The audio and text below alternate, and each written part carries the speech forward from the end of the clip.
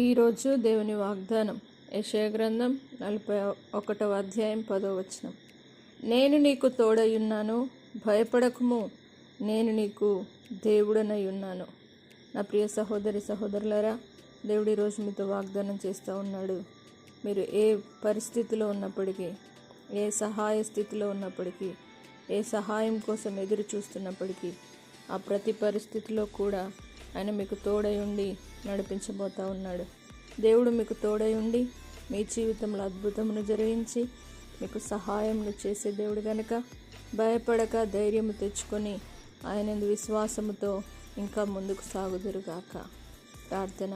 పరిశుద్ధుడా, నమ్మదగిన దేవా, మీరెంతైనా నమ్మదగిన దేవుడుగా మా జీవితంలో చేస్తున్న మేలను బట్టి నీకు వందనాలు. మీరు ఇచ్చిన ప్రతి వాగ్దానాన్ని బట్టి నీకు వందనాలు.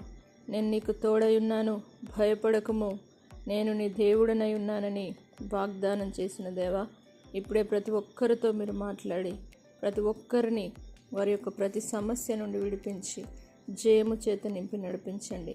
పరిశుద్ధాత్మదేవా, వారికి ఏ భయము చేత వారు బాధపడుతూ ఉన్నారో ఆ భయములన్నిటిలో నుండి మీరు విడిపించి మీరే దేవుడిగా రుజువుపరుచుకొని వారికి క్షేమమునిచ్చి నడిపించమని యేసు పరిశుద్ధ నామమును బట్టి అడిగి వేడుకుంటున్నాము తండ్రి. ఆమేన్. దేవుడు మిమ్మను దీవించునుగాక. ఆమేన్.